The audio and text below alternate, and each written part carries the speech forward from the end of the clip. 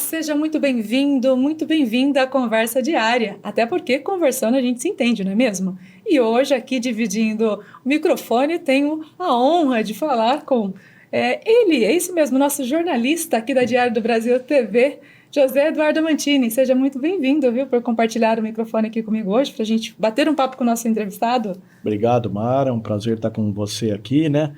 A gente teve uma pequena experiência já com o Nelson Williams e agora não podia deixar de participar ao seu lado e estar recebendo um grande amigo da gente aqui, o Nivaldo José, radialista, jornalista, e que tem uma formação política muito interessante, importante e que tem credibilidade junto à população de Bauru e da região. Isso mesmo, como bem mencionou já o Amantini, então nós vamos bater um papo com Nivaldo José. Seja muito bem-vindo, obrigada por aceitar o nosso convite. Obrigado eu, Mara, é uma grande oportunidade para a gente expressar um pouco dos bastidores, dos acontecimentos que envolvem não só Bauru, mas como a região. É um prazer muito grande. Queria agradecer você, o Amantini, que a gente já trabalhou muito tempo junto. E é importante a gente compartilhar um pouco do que a gente vive no nosso cotidiano com a família, né, da Diário do Brasil, até porque nessa troca de experiência, muitas coisas serão reveladas. Espero contribuir bastante com tudo isso que a gente vai conversar a partir de agora. É isso mesmo, até costumo dizer que aqui é uma conversa entre amigos, e também entre jornalistas. Sim. Também, né? Vai ser uma grande aprendizado para todos nós aqui, eu digo para mim em especial ainda, Sim. com dois grandes ícones aqui da cidade também falando sobre vários assuntos. Nós vamos falar um pouquinho sobre política, né? Uma seara que o Amantini gosta bastante. Sim. E também trabalha bastante aqui na TV. Mas antes de entrar em outros assuntos, eu quero entender um pouquinho como você se interessou até mesmo pelo jornalismo. Como que começou a sua história? É uma curiosidade, porque eu tenho formação de administração de empresa. Só que se você me perguntar diferenciar ativo e passivo, não vou ter muito conteúdo para se manifestar. E a minha família tinha um serviço de alto-falante em Duartina, e coisa de veia, sabe? Quando você pega aquela vontade, aquela paixão, e tanto que eu não tenho formação jornalística, mas eu tenho registro de jornalismo. Por quê? De jornalista. Por quê? Como eu exercia a função, quando foi decretado pelo governo a necessidade do registro, quem até então atuava no ramo conseguiu o registro definitivo. Sim. E eu fui um dos privilegiados. Daí então comecei a me dedicar mais. Aí eu fiz o curso de radialista, fiz cursos de Libra, e daí fui me aperfeiçoando. Daí começou a história do Nivaldo José no rádio e também na imprensa escrita, que eu também já trabalhei em jornais. Bacana. Até uma curiosidade também, aproveitando esse gancho, e as suas referências? Quem foram? Então, nossa, são tantas, né? Mas eu tinha bastante referência mesmo no meu irmão. Acho que o Amantini conheceu, Adão Nereu. Não sei se a Mara teve a oportunidade de conhecer, mas seria uma rivalidade sadia entre famílias, sabe?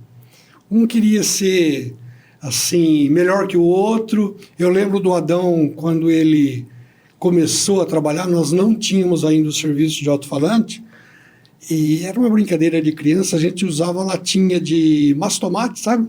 Punha um barbante, e um esticava a linha até o outro e ficava conversando. E isso daí foi crescendo e pegou gosto pela coisa, entendeu? Isso daí que foi o incentivo. Então, o meu inspirador, vamos dizer assim, foi o meu irmão Adão Nereu, além de outras referências, né? Eu lembro quando eu ouvia Fiore Gilhote na Rádio Bandeirantes, quando ele falava "é fogo", Osmar Santos, e daí vai, né? Então você vai tentando se aperfeiçoar junto com essas celebridades, vamos chamar assim.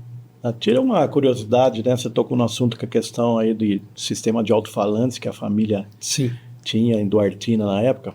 E eu também vim de uma cidade pequena, Itapuí, que também tinha um sistema de alto-falantes da Igreja Católica. Sim. Esclarece um pouco para a gente aí, quer dizer, esse sistema de som que você tinha na cidade era também vinculado a alguma instituição religiosa? Era uma prestadora de serviço para as notícias da cidade? Como é que era esse sistema de som de vocês? Mantine tudo na raça, cara.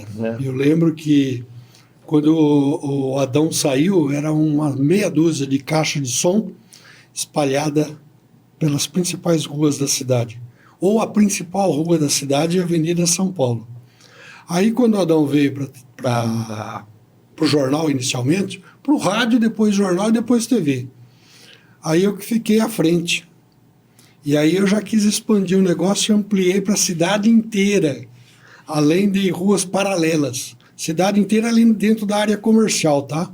Certo. E ruas paralelas. Eu lembro, não sei se vocês conhecem Duartina, o nosso serviço de alto-falante, ele chegava até o Cristo Redentor, próximo da rodoviária, sim, e no estádio municipal.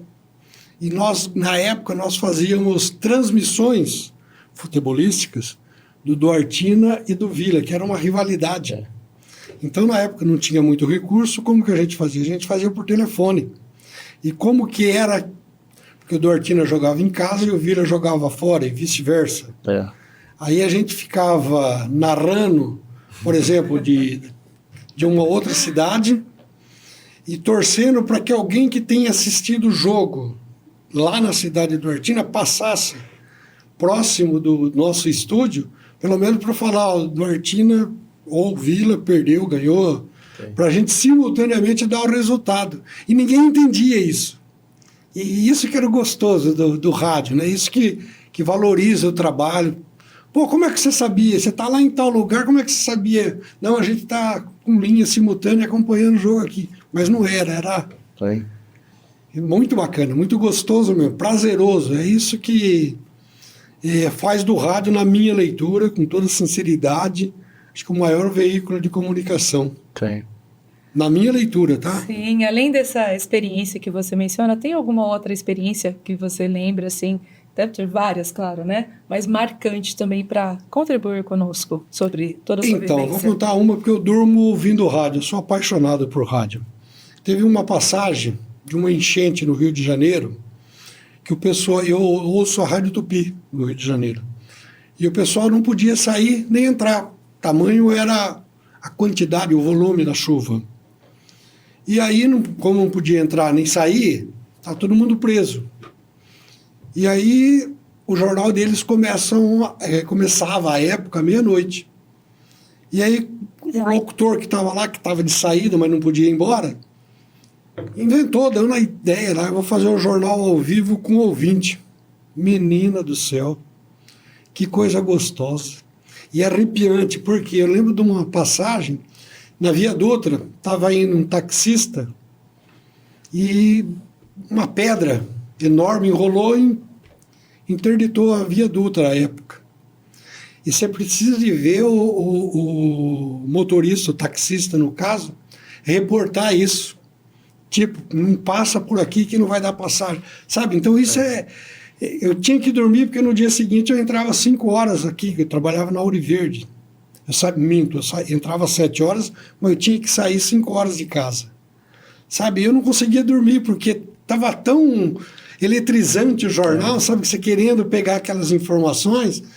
E eu acho que isso daí que valoriza mais o rádio propriamente dito, né? Porque o rádio você consegue fazer ele, não é que nem a televisão. O rádio, se você quiser, você consegue fazer ele instantâneo, ao vivo, de qualquer lugar. Sim. É só ter profissionais habilitados para fazer o compartilhamento, vamos dizer assim, né? E tem que ter também um profissionalismo maior ainda, porque você não tem a imagem, mas você tem que levar o ouvinte a se colocar naquela história, naquela situação, envolver os ouvintes, né, sem ter a imagem. Mas eu acho que o radialista ele já nasce com isso, Mantini. Parece que ele consegue contagiar, vamos colocar assim, o ouvinte, justamente por isso que eu defino o rádio como hoje, com todos os recursos que a gente sabe, internet, televisão. O rádio ele tem essa iniciativa de, dependendo quem estiver à frente, de fazer chover na seca, sabe? Tipo, é um negócio contagiante mesmo. Eu me incluo nisso. Eu já tive a oportunidade, só para você ter uma ideia, de estar transitando em uma rodovia da cidade, ter um acidente e, por telefone, reportar o acidente. E o que é muito melhor ainda, né? Depois que a gente reportou o acidente, é que chegaram os veículos de comunicação, só que a essência do acontecimento já tinha passado, aí eles gravaram a imagem para soltar no outro dia, jornal no outro dia, TV no outro dia, o que nós tínhamos publicado naquele instante, no exato momento do acontecido. Isso que eu acho que é detalhe, é a curiosidade do rádio. Muito interessante também essa questão do ao vivo, né? Como que é essa preparação para o ao vivo? Sim. Tudo bem que tem toda uma história, um histórico, mas você se prepara, costuma se preparar? Então, é aquilo que eu falei para vocês recentemente. Eu acho que isso já nasce com a gente, sabe? Parece que tem coisas assim que você vê. Eu vou contar uma outra história do rádio para vocês. Eu estava vindo da minha cidade, do Artina, para trabalhar em Bauru, e vindo de ônibus de estudante, para vocês verem a curiosidade. Aí cheguei na rádio, eu tinha a rádio escuta da polícia, e recebi uma mensagem: acidente em frente ao Nesp envolvendo transeunte com ônibus de estudante. Eu tinha acabado de descer do ônibus. Falei, vou chegar lá, vou ver o que está acontecendo. Peguei a viatura, fui lá. E me deparei com aquela cena deprimente. Um corpo estendido ao chão. Olhei, não era o ônibus da minha cidade, o que me deixou um pouco, assim, menos estressado, vamos colocar assim. Mas a gravidade do acidente era muito comprometedora. E a hora que eu vi, tinha uma senhora chegando, foi um ônibus com uma bicicleta, para vocês verem o tamanho. A senhora comentou com os policiais, né, que tinha encoberto o corpo já. Deixa eu ver. Não, senhora, não pode. Agora está interditado aqui, não pode. Não, deixa eu ver, que o meu filho saiu de bicicleta agora. E, infelizmente, a hora que... Eu até me emociono de lembrar essas passagens, porque a hora que ela viu, era o filho dela. Então, você imagina o filho dela tudo machucado, tudo sem vida ali, que situação que não fui eu presenciei isso. Mas por quê? Porque eu fui de curioso para ver o que era e tive a oportunidade de reportar isso ao vivo. Tem que ter todo esse controle realmente, né? Da emoção, de saber ter o cuidado e o respeito com a família, dos fatos, né, Martini? Sim. Ter essa apuração toda para realmente ser o jornalismo sério, que a gente possa realmente ter a credibilidade. Olha, o nosso papo está muito gostoso, a gente ainda tem muita coisa para conversar, nós vamos precisar ir para um rápido intervalo, mas a gente volta já. Com certeza. Está gostando? Não saia daí, a gente volta já.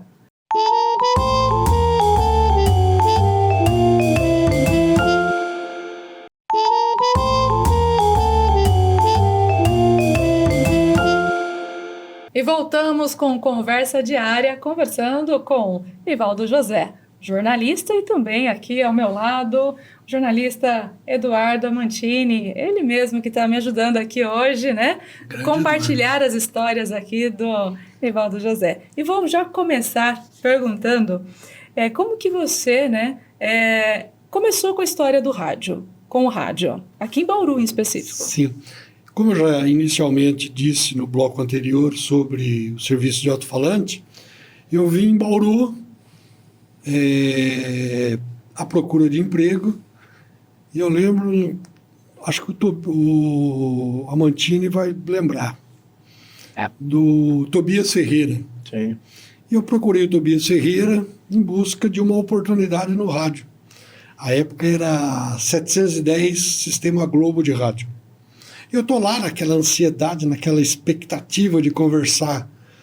Quem conhece Tobias Ferreira sabe quem foi ele, da importância dele no meio de radiodifusão, principalmente. E eu lembro que estava havendo um desentendimento. Aí eu não vou citar nomes, tá? E saíram da sala, aquele desentendimento e tal. Tobias Ferreira virou para mim e falou: o que você quer? Falei, eu queria conversar com o senhor, mas eu volto outra hora, porque eu vi que o clima não era propício, né? Ele falou, não, está contratado, vai lá, faz o programa. Eu falei, como assim? Não, vai lá. Aí o cidadão com quem ele estava discutindo, está demitido. Pode ir embora que ele vai substituir você. Eu falei, mas como assim? Aí uma menina, uma recepcionista, acho que foi meu... Sabe, todo mundo fala de anjo da guarda. A menina chegou para mim e falou, vou dar uma sugestão para você. Você vai lá, você pega um jornal da cidade e dramatiza notícias policiais. Valoriza a notícia. Falei, eu vou.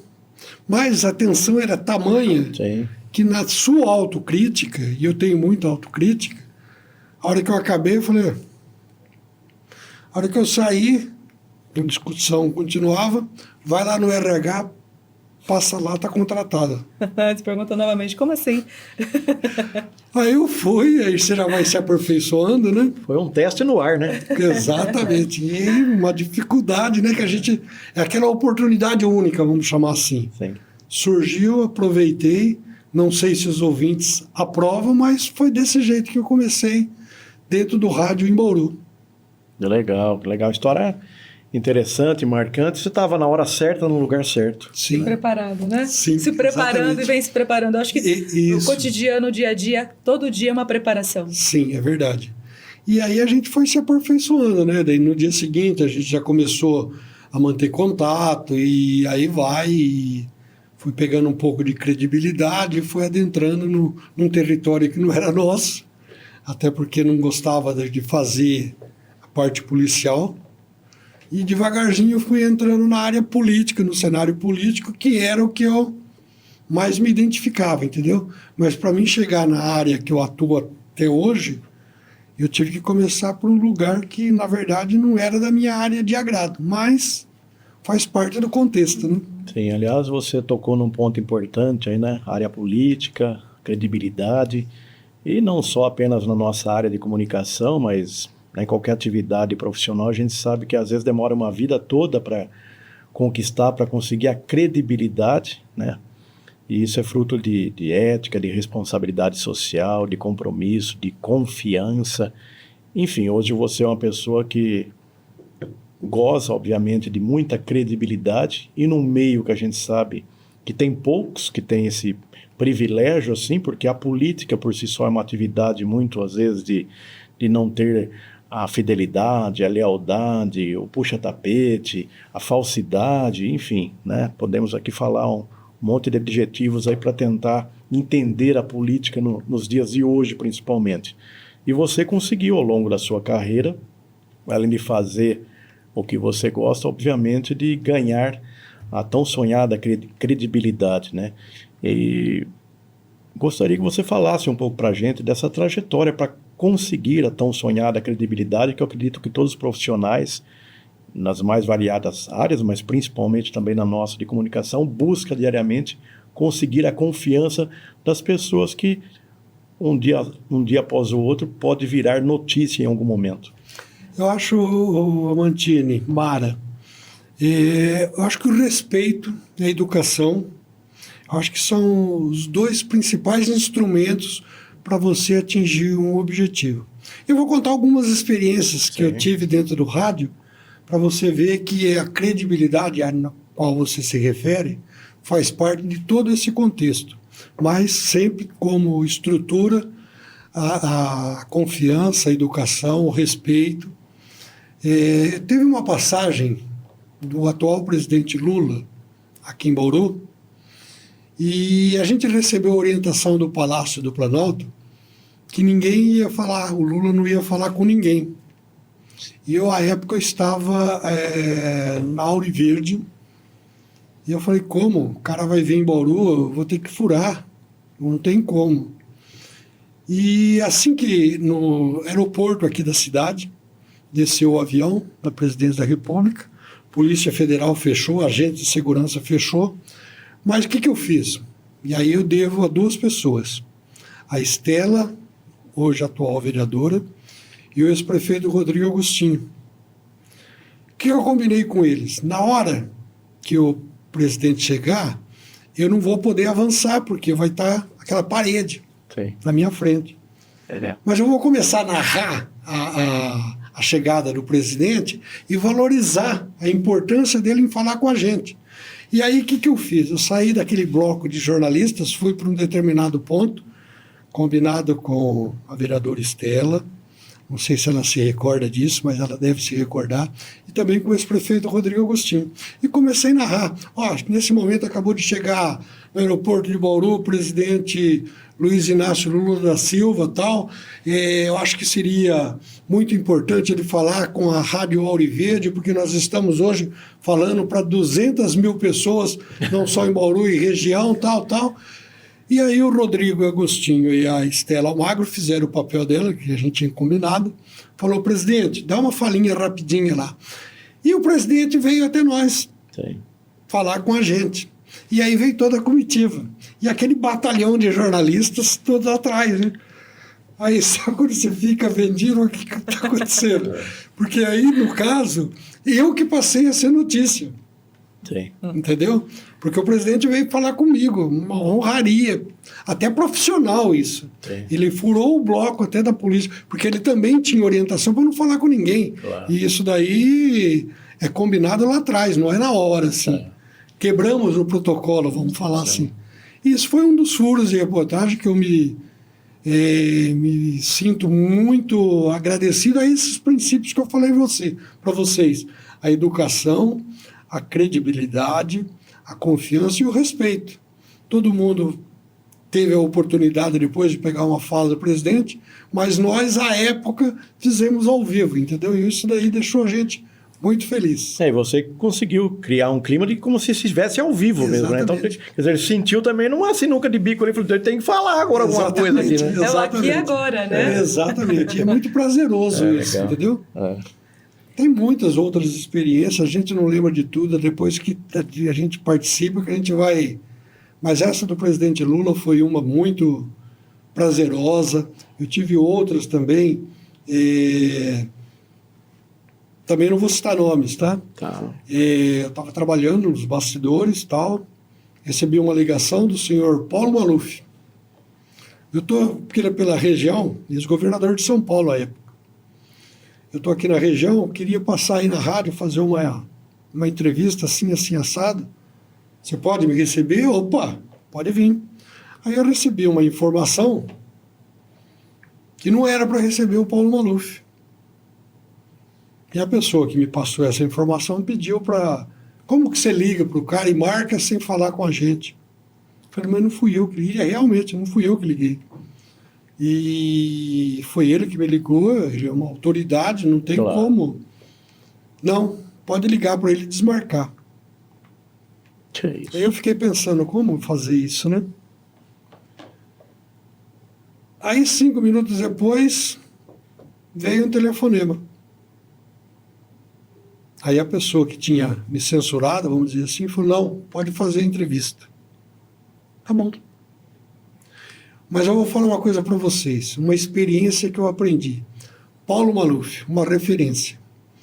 Não sei se ele já sabia de tudo, que quando ele chegou, ele me tratou tão bem, mas tão bem, e deu um gelo tão grande na pessoa,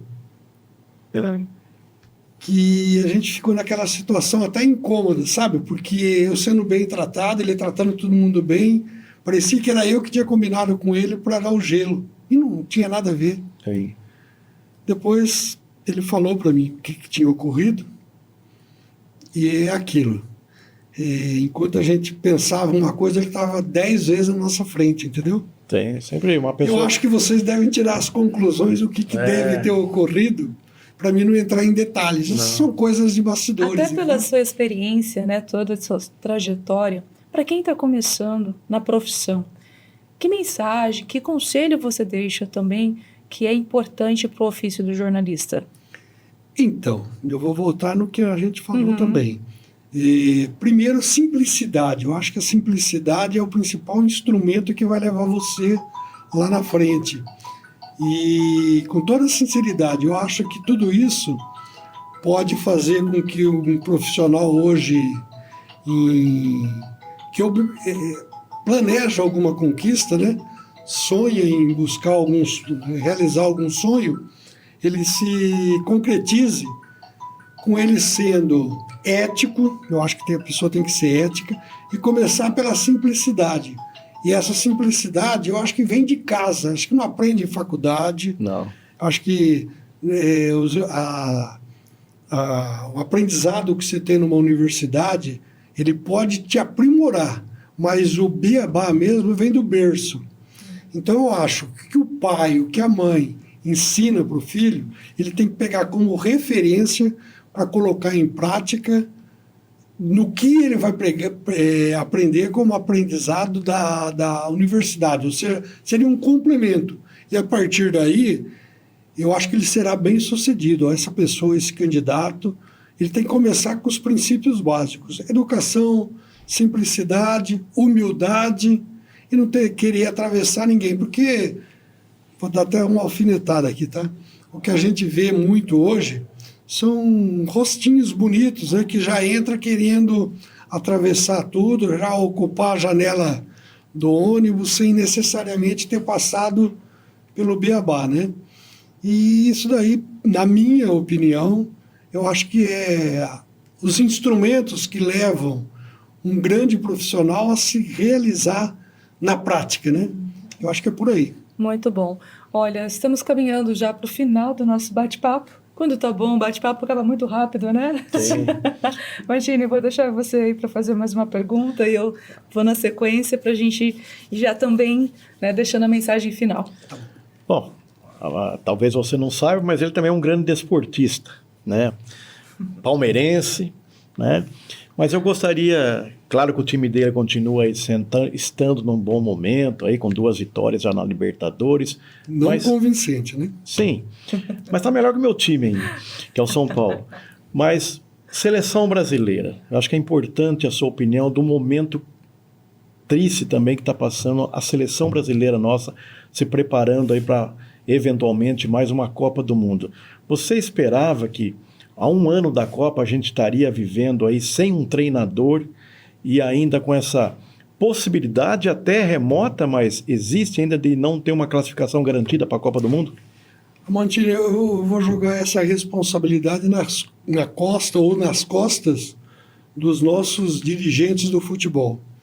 Por quê? Hoje, se você parar para analisar, na minha opinião, né, modesta opinião, não é o técnico que define os jogadores que estarão jogando.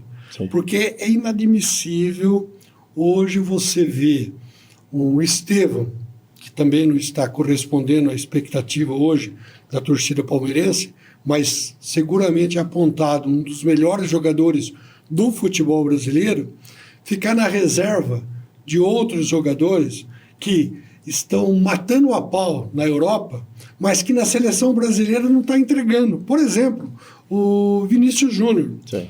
No Real, ele é disparado um dos melhores jogadores, mas na seleção ele não convence, ele ainda não justificou. E a justificativa do técnico vem sempre de forma mais triste ainda, muito não convincente. Quando o técnico fala... o Estevão não está preparado, ele tem 17 anos, ele precisa subir escadas. Poxa vida, o Pelé foi o melhor jogador do mundo com 16 anos e numa fria, porque ele entrou na Copa do Mundo de 58 com 16 anos, a época para assumir uma responsabilidade. Se eu não me engano, o jogador que contundiu na época foi o Amarildo, não tenho certeza, tá? E ele, com 16 anos, ele se tornou o melhor jogador do mundo. Sim. Então é uma contradição. Eu acho que a responsabilidade maior tem que ser atribuída aos dirigentes e não necessariamente aos técnicos. Todos os técnicos que vão lá, inclusive, até aproveitando o gancho, o técnico do seu São Paulo, por exemplo, o Dorival Júnior, ele deixou o São Paulo redondinho para assumir uma fria, que era o comando da seleção brasileira. E deu no que deu. São Paulo hoje continua batendo cabeça, sim. A seleção brasileira o demitiu, e o que acontece agora? Ele fica desempregado, os dirigentes não sabem o que fazem, e outro detalhe, se você me permitiu, até um complemento, Desculpa, Tamara, que a gente começa a falar, o VAR, por exemplo, é inovação para ajudar a solução do futebol. Hoje o VAR, ele mais compromete o futebol do que ele resolve o problema. E é muito triste, por exemplo, pegar um jogo do Palmeiras, aí até como referência, Palmeiras e Sport. No segundo gol do Palmeiras, um pênalti que, na minha opinião, não houve. O VAR testemunhando que houve o pênalti e que o juiz tinha assinalado corretamente. O juiz a gente pode até perdoar, porque é questão de reflexo. Ele olha, ele viu, ele marcou, né? E o VAR, ele está vendo lá as câmeras, ele pode ver, rever e orientar, ó, vem aqui ver, que não é bem o que você viu, para ele ter a oportunidade de corrigir o erro. E aí, quando o VAR fala, ó, vem aqui, você está certo, não precisa vir, você está certo, ele está fazendo o dever dele.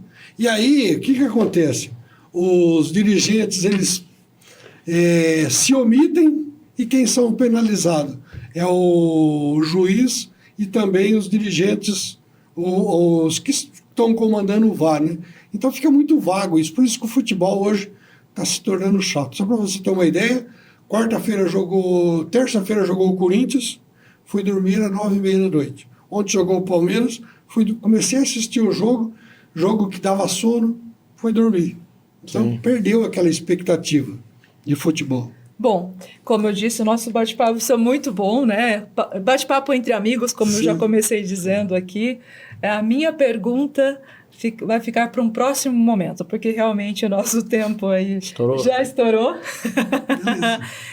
A pergunta seria justamente: quem é Nivaldo José fora dos microfones? Mas nós vamos deixar o pessoal aí com vontade de saber para um próximo momento. Vou pedir para deixar as suas considerações finais e, claro, também agradecer você, José Eduardo Amantini, que está aqui ao meu lado, compartilhando aqui esse momento. Mara, muito obrigado pelo convite. É um prazer sempre, a gente sempre fez uma parceria. Eu trabalho na Top FM, sempre usufruí também do Renato Zaiden, do qual eu tenho uma grande simpatia e admiração, do Amantini, sempre também tem participado com a gente lá. Sim. E eu queria agradecer principalmente a TV Diário do Brasil, né? Hoje TV Prevê, pela oportunidade. É tão gostoso a gente conversar que se não fosse limitado o tempo, a gente ficaria aqui a tarde toda. Muito obrigado mesmo pela oportunidade. O Amantini é um amigo, dispensa comentários. Não vou nem entrar no mérito aqui, que a gente vai ocupar o espaço também. E a oportunidade é o que é mais importante. Obrigado mesmo pelo convite. Um abraço ao Amantini, um abraço também a Mara e a todos que estão nos acompanhando. Sucesso para todos nós. Sucesso.